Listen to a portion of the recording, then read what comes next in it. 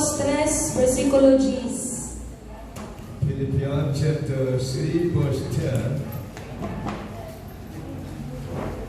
Filipos 3, versikulo 10. I wanted to know Christ, yes, to know the power of His resurrection and the participation in His suffering, become like Him in His death. Ang tinguhan ko lamang mao nga mailako si Kristo o masinati ang gahom sa iyang pagkabanhaw, makaambit sa iyang mga pag-antos ug mahisama kaniya diha sa iyang kamatayon. The Bible says, no cross, no crowns. Ang Biblia nagaingon kung walay cross, walay corona.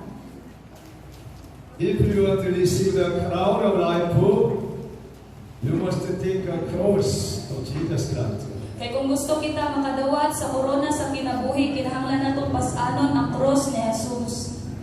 Many people in the world want to live happily and richly by living on this earth. Daghan kaayong mga tawo diri sa kalibutan ang gusto nga magkinabuhi sa nga malipayon ug madagayaon diri sa kalibutan. However, most people do not know or have no knowledge of the truth that dead people will rise again. Apan kadaghanan sa mga tawo karong mga panahona wala sila kaalam kabahin sa kamatuoran nga kung ang tawo mamatay sila mabanhaw pag-usab. So today I would like to share the grace with the title of the suffering and the resurrection of Jesus Christ. Pag maunang karong adlaw gusto ako ipaambit kaninyo ang grasya sa Ginoo sa simple nga pag-ingon ang pag-antos o ang pagkabanhaw ni Jesucristo. Jesus Christ, which we preach, is the body of God, but gave up His life and came to this earth in the form of a man. Si Jesucristo maatong gisangyaw karon mao ni siya ang lawas sa atong Ginoo, iyahang gihatag ang tanan iyang katungod ug mianhi diri sa kalibutan isip usa ka tawo.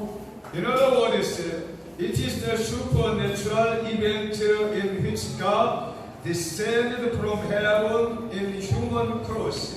Og sa laing bahin kini siya kahibulungan kaayong mga panghitabo ng atong Ginoo mianhi diri sa kalibutan nga nahimo siyang tawo. We can see very clearly through John chapter 1 verse 14. Ato kining klaro kaayong makit-an sa Juan 1:14. The Word became flesh and made His dwelling among us. We have seen His glory, the glory of the one and only Son, who came from the Father, full of grace and truth. Og ang pulong nahimong tawo ug mipuyo uban kanamo, puno sa grasya ug kamatuoran. Nakita namo ang iyang himaya nga iyang nadawat ingon nga bugtong anak sa amahan. Jesus came to the world through heavenly fathers. Ang atong Ginoong Jesus mianhi diri sa kalibutan pinaagi sa atong amahan nga naa sa langit. This is the something that cannot be understood by human reason or knowledge. O kini ang buta nga dili masabtan sa mga tawhanong pagsabot o sa mga tawhanong rason. Only through the knowledge of knowing God and the Holy Spirit can be understood and accepted. Kay pinaagi lamang sa atong kahibalo mahitungod sa atong Ginoo ug sa iyahang balang espiritu makahimo kita sa pagsabot aning tanan. The Bible says in 1 Corinthians chapter 2 verse 10. Ang Biblia nagaingon sa unang Korinto 2:10. These are the things God has revealed to us by His Spirit. The Spirit searches all things, even the deep things of God. Apan gipadayag kanato sa Dios ang iyahang tinago pinaagi sa iyang espiritu. Ang espiritu nagsusi sa tanang mga butang bisan pa ni atong labing natago nga mga katuyuan sa Dios. That's why every one of you and I, we must receive the Holy Spirit of God. Ug mao nang ikaw ug ako kitang tanan nga naa diri kinahanglan natong madawatan ang balang espiritu ni Jesus. John chapter 6:38 says, Ang Juan 6:38. Atong abrihan natong Biblia sa Juan 6:38. we read all together. For I have come down from heaven, not my will, but to do the will of him who sent me.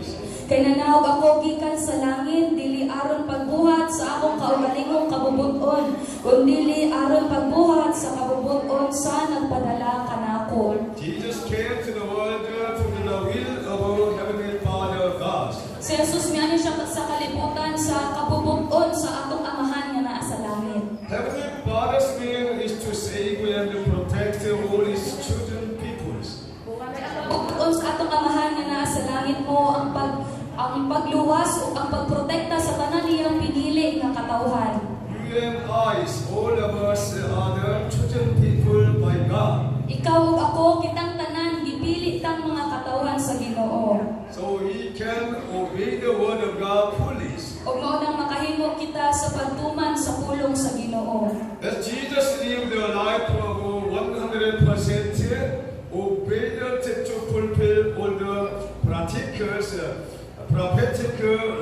of God's prophets. Og si Jesus nga kinabuhi siya diri sa kalibutan nga iyang yung gituman ang tanan-tanang mga gipangsulti sa mga propeta sumala sa nasulat diri sa Biblia. Great prophet in Israel, Isaiah prophesied. Ang mga kadagkuan kay sa mga propeta nga si Isias mao'y nagpropesiya. Isaiah 53 verse 5 to 6. Atong mabrihan atong Biblia sa Isias 53:5. We read all together. Jesus was pierced for our transgressions. He was crushed for our iniquity. The punishment that brought us peace was upon him. And by his wounds we are healed. We all, like a sheep, have gone astray. Each of us has turned to his own way, and the Lord has laid on him the iniquity of us all. Atong basahon gani gisamaran siya tungod sa atong mga sala, napangos siya tungod sa atong pagkadautan. Giantos niya ang kastigo nga maoy nakaluwas kanato o pinaagi sa iyang mga labot nga maayo kita. Kitang tanan sama sa mga karnero nga nasalaag o walay musubay sa hustong dalan. Apan siya'y gidakdakan sa Ginoo sa tanantang kasalanan. It is a wonderful fact that God's love has imputed all our sins to His Son, Jesus Christ. O kini siya kahibulungan kaayong kamatuoran nga ang gugma sa Ginoo iyahang gipas-an ang atong mga sala pinaagi sa iyang anak nga si Jesucristo. Therefore, when we believe in Him, Jesus, we can be free from sins. Ug maunang kung kita motuo kang Jesus mahimo kitang gawasnon sa sala. Romans chapter 6 verses 3 to 13. Roma 6:3-13. We read all together verses 3 to 13. Or don't you know Masayod that kamo nga sa pagbunyag kanato nahiusa kita kang Kristo Jesus. Busa nahiusa kita sa iyang kamatayon. Tungod niini sa pagbunyag kanato gidubong kita uban kaniya o giambit sa iyang kamatayon aron ingon nga si Kristo gibanhaw sa mahimayaong gahom sa amahan kita usab angay nga magkinabuhi sa bag-ong kinabuhi. Kay kung nahiusa kita kaniya diha sa iyang pagkamatay, mahiusa usab kita kaniya kung banhawa na kita ingon nga gibanhaw siya. Kay nasayon kita nga ang atong daan o makasasala nga pagkatawo ilansang na uban ni Kristo aron malaglag kini o dili na kita maulipon sa sala. Kay wala nay gahom ang sala adto sa tawo nga patay na. Kung namatay kita uban kang Kristo, gituohan nato nga mabuhi usab kita uban kaniya. Kay nasayon kita nga si Kristo gibanhaw o dili na gayon siya mamatay pag-usab ug ang kamatayon wala nay gahom ibabaw kaniya.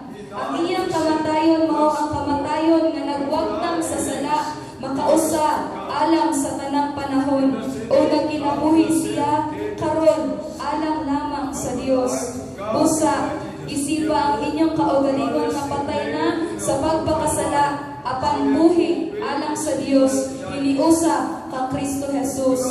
Busa ayaw na pahariya ang sala diha sa inyong mga lawas nga may kamatayon usab ninyo itugyan ang bisan unsang bahin sa inyong lawas aron gamiton sa daotang katuyuan. Hinuon itugyan sa Dios ang inyong kaugalingon, ingon nga gibanhaw gikan sa kamatayon, ug itugyan ang inyong kaugalingon ngadto sa Dios aron gamiton alang sa matarong nga katuyuan. Amen. We need to die to sin, alive in Christ Jesus. Kinahanglan kitang mamatay aron kita mabuhi uban kang Jesus. That's why Apostle Paul confessed like this, I have been crucified with Christ Jesus. Og maunang si Apostoles Pablo nakahimo siya sa pagsugid nga ako gilansang nga uban kang Jesus. I no longer live, but Christ lives in me. Apostle Paul confessed. Si Apostoles Pablo nagasugid nga wala na ako nagkinabuhi sa akong kaugalingon kundi si Jesus na mao nagkinabuhi diri kanako. Both water baptism and the Holy Spirit baptism are necessary requirement for all Christians. Ang pagbunyag sa tubig o ang bunyag sa balang espiritu kinahanglan kaayo natong mga Kristohanon. Because what is the real meaning of the water baptism? Ug unsa man ang tinuod nga pasabot sa bunyag sa tubig? We read the Bible, 1 Peter chapter 3:20. Atong basahon natong Biblia sa unang Pedro 3:20. To those who were disobedient long ago, when God made it. Mao kini ang mga espiritu sa mga tawo nga misupil sa Dios. Samtang siya ipailugon nga nagbunyag kanila sa diha nga si Noe naghimo sa arka. Walo lamang katawo ang misulod sa arka ug naluwas pinaagi sa tubig. 21. And this water Nagulagway kini sa bunyag nga karon nagluwas kaninyo. Dili pinaagi sa paghugas sa puling sa inyong lawas, kundi pinaagi sa pagkaliyugo ngadto sa Dios gikan sa usa ka himlo nga konsensya. Ang bunyag nagluwas kaninyo pinaagi sa pagkabanhaw ni Jesucristo. Amen. Water baptism is to restore our lost conscience and return to God. Ang pagbunyag pinaagi sa tubig mao kini ang pagbalik sa atong mga nangawala nga konsensya ug ang atong pagbalik sa Ginoo. After this worship service, we have scheduled a baptism of waters. Ug human ani nga service nato aduna tay water baptism or bunyag sa tubig. Also, the baptism of the Holy Spirit is a supernatural state that is made by God's compelling workers. Ug ang pagbunyag sa balang espiritu mo kini ang kahibulungan nga buhat lamang sa atong Dios. It is the special gift promised by the God who made us, so anyone can receive it. Mao kini ang espesyal kaayo nga gasa nga gisaad sa atong Ginoo diri kanato mao nang ang tanan makahimo sa pagdawat. If somebody who did not receive the Holy Spirit, try to pray for receive the Holy Spirit of God. O kung naaman diri kanato ang wala pa gyud makadawat sa bunyag sa balang espiritu kinahanglan ta nga mag-ampo aron kita makadawat. The Bible promises when the people confess their wrongdoings and sins, God pour out His Spirit to all peoples. Kaya ang Biblia nagaingon nga sa dirang ang tawo magsugid sa tanan niyang mga kasalanan, sa tanan niyang mga kapakyasan, ang atong Ginoo siya mismo monubo sa iyang balang espiritu diri kanato.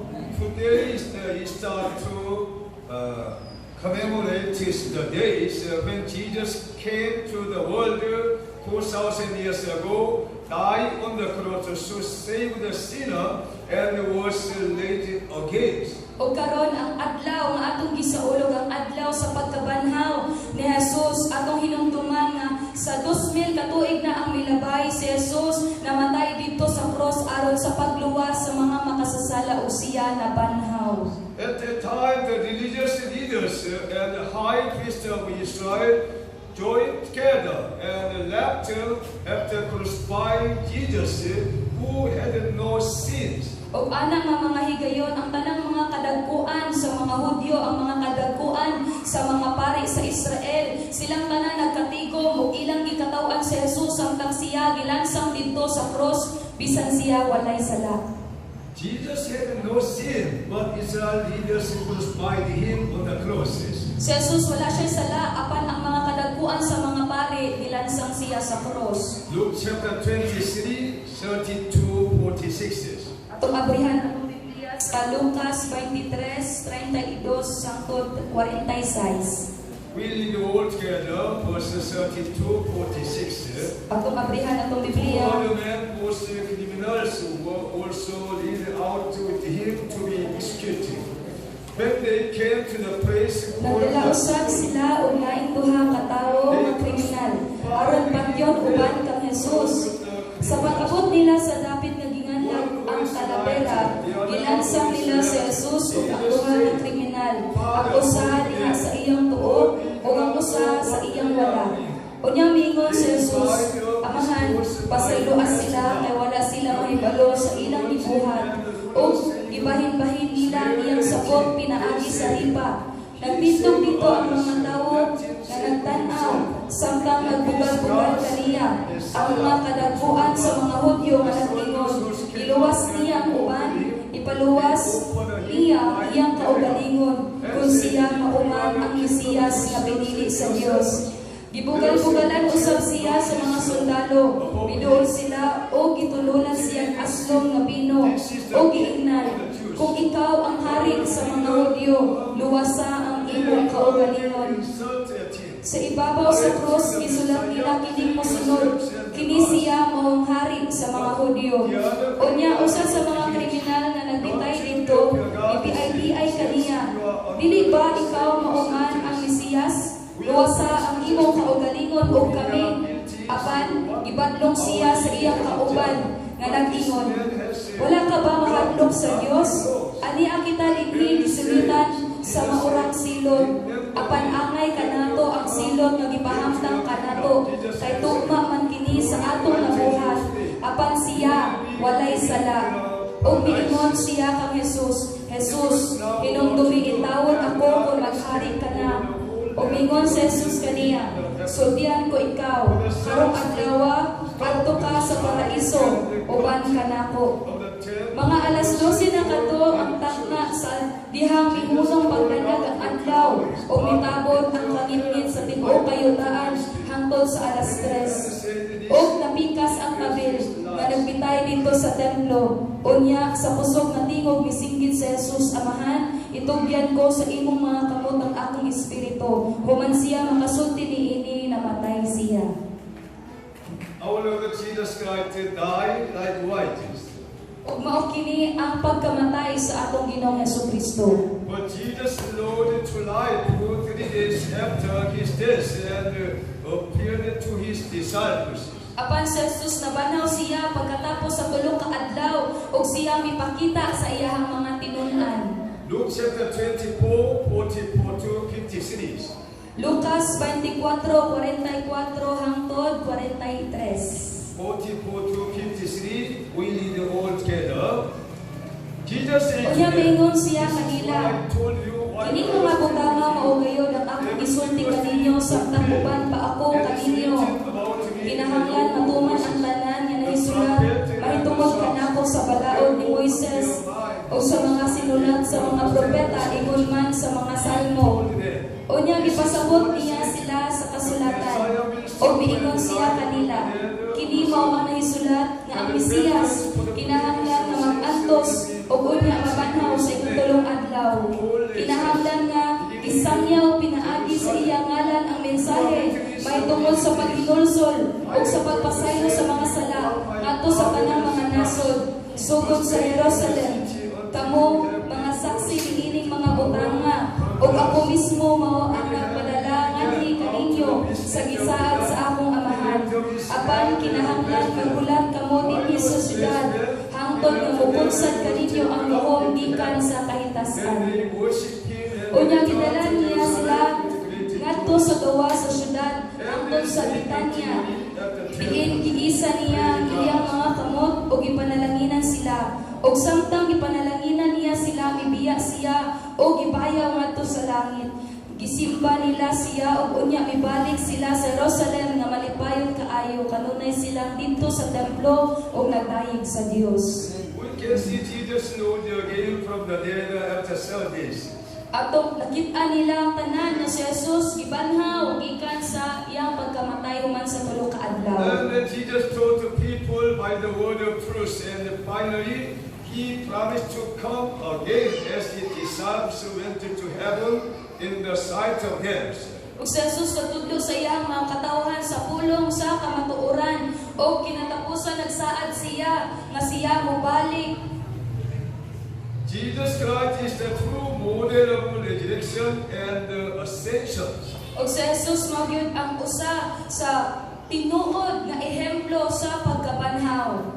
This truth is the true hope for us Christians and the secret of the kingdom of heaven. O kini nga kamatuoran mo kini ang tinuod natong mga paglaom kita nga mga Kristohanon ug mo kini ang sekreto sa gingharian sa langit. Bible promises this one, 1 Corinthians chapter 15, verse 51 to 58. Ug mao kini ang saad sa Biblia unang Korinto 15:51 hangtod 58. We read it together. Listen, I tell you a mystery. We'll not all sleep, but we'll all be changed. In a flash, in the twinkling of an eye, at the last trumpet, for the trumpet will sound. The dead will be raised in Mao place, kini ang misteryo. and will be Dili ang changed. tanan kanato mamatay. Apan kitang tanan kalit nga mga usab sama kakalit sa usa ka pagpamilog. Mahitabo kini inigtingog sa katapusang trompeta. Kay inigtingog ni ang mga patay banhawon aron dili gayon mamatay o kita mga usab. Kay kining lawas nga madulog kinahanglan magsuob sa pagkadili na madulog o kining lawas nga mamatay kinahanglan magsulob sa pagkadili na mamatay. Busa, kung kining lawas masuloban na sa pagkadili madulog o kung kining lawas nga mamatay masuloban na sa pagkadili mamatay, matuman ang kasulatan nga nag-ingon. Ilaglag sa dayon ang kamatayon diha sa higpit nga kadaugan. O kamatayon, hain naman ang imong kadaugan. O kamatayon, hain ang imong kalala. Ang kalala sa kamatayon nagikan sa sala, o ang gahom sa sala nagikan sa balaod. Apan salamat sa Dios nga naghatag kanatong kadaugan pinaagi sa atong Ginoong Hesukristo. Amen. Praise God for the victory through Jesus Christ. Atong dayon ang atong Dios tungod sa iyang paghatag natong kadaugan pinaagi kang Jesus. Bible says that your effort to serve and dedicate to the kingdom of God will never be in vain. Kay ang Biblia nagaingon nga ang tanan natong paghago sa atong pag-alagad sa atong Ginoo para sa iyang gingharian dili gyud niya pakyason. Dear brother and sister in the Lord, our hope is only Jesus Christ. Akong mga kaigsuon ng babae o lalaki ang ato ang lamang mga paglaom kay naara gyud kang Jesus. Because our citizenship is in heaven. Kay tungod ang atong tinuod nga pagkatawo naa sa langit. We'll award the crown of righteousness from Jesus Christ. Kay kita makadawat sa ato ang gasang nga mao ang korona sa pagkamatarong nga naa kang Jesus. Also, we live forever with Him who saved us from all. O kita magkinabuhi hangtod sa kahangturan uban kaniya nga nagluwas kanato gikan sa tanang butang. That's why we'll preach the gospel continue until Jesus coming again. O maunang hangtod karon atong gisangyaw ang maayong balita hangtod pagayon sa ikaduhang pagbalik ni Jesus. Therefore, even if it is little difficult and suffering in the world, I pray that you will overcome with faith and win with one heart and one mind, following the word of Jesus Christ, who told us to love one another. Og maunang karon bisan tuod og aduna kitay mga kalisod og mga pag-antos niining kalibutana. Ako nag-ampo nga makahimo kita sa pagbuntog niining tanan pinaagi lamang sa atong mga pagtuo og ato ning madaog pinaagi sa atong paghiusa sa atong kasing-kasing og sa atong hunahuna nga kita magsunod sa pulong ni Jesus nga nag-ingon kanato nga paghigugmaay kamo sa matag usa. So I tell you the truth, make a one mind and one heart in the Lord Jesus Christ. Sultian ko kamo sa tinuod nga kinahanglan kitang magbaton og usa ka kasing-kasing ug usa ka una-una diha kang Jesus. And then Jesus will be in you and in our communities. Og sa Jesus mag-uban kanatong tanan sa atong kinabuhi bisan asa kita paingon. Praise God. Amen. Today we celebrate the Holy Communion worship service for the blood and the broken place that the Lord shed on the cross. Ug karon atong gi-celebrate kining Holy Communion worship service nato ang atong paghinumdom sa dugo ni Jesus ug sa iyahang lawas nga iyang gihalad kanato didto sa cross. So may everyone join us with the reverent heart with the communion services. Ug ginaot unta nga ang tanan mo apil kanato para aning mga selebrasyon. We read the Bible, 1 Corinthians chapter 11, 23 to 26. Atong basa na itong Biblia sa unang Korinto 11:23 hangtod 26. 23 to 26. For I received from the Lord what I also Kanadawat ko gikan sa Ginoo ang pagtulunan nga akong gitudlo kaninyo nga ang Ginoong Jesus sa gabi nga siya gibudhian ikuha sa pan. O niya nagpasalamat siya sa Dios ug ipikas-pikas niya ang pan ug miingon, mao kini ang akong lawas nga alang kaninyo. Buhat ka kini aron paghandom kanako. Human sa panihapon ikuha niya ang kupa ug miingon, mao kini ang kupa sa baro kasabutan sa akong dugo. Matag inom ninyo niini, buhata kini sa paghandom kanako. Kay sa matag kaon ninyo niining pan ug sa matag inom ninyo gikan niining kupa, gisangyaw ninyo ang iyang kamatayon hangtod sa iyang pagbalik. We take a body of Jesus Christ, the blood of Jesus Christ by faith for remembering of His death and the Lord again. Mag-abit kita aning lawas o dugo sa atong Ginoong Jesucristo aron sa paghinumdom sa iyang kamatayon ug sa iyang pagbanhaw ug sa iyang pagbalik. So come ahead on my words, we'll take and drink. O makahimo kita sa pagduol binansa.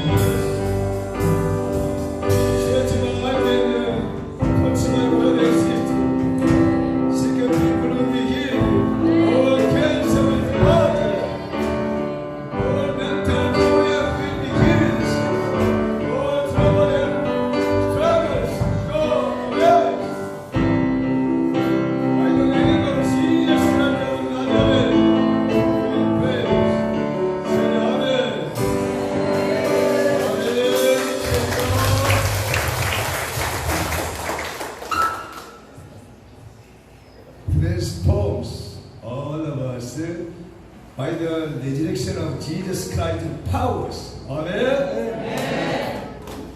We can make a victory in our life in the name of Jesus Christ of Nazareth. Amen.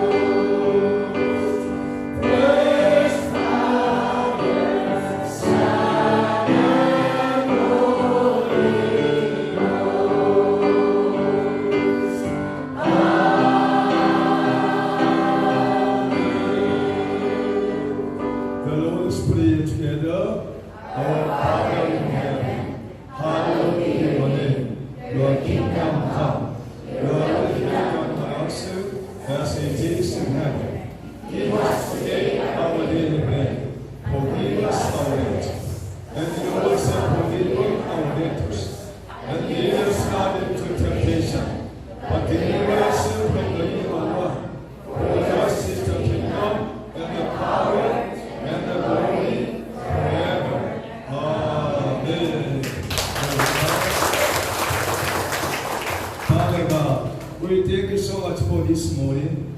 We bring the offerings, fruit.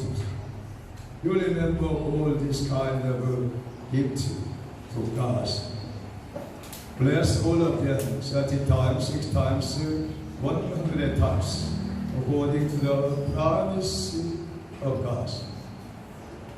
Protect all our congregations, children, brothers and sisters, young people, their house, business, school, everything from the coronavirus, from the all kind of disease and sickness, cancer.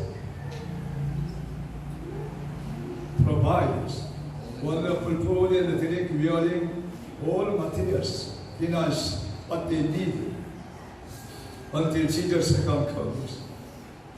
Now may the grace of the Lord Jesus Christ and the love of God and the fellowship of the Holy Spirit be with every one of you forever.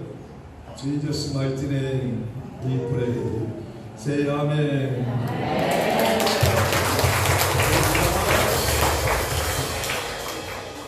Everybody say each other, Happy Easter Sundays. Amen.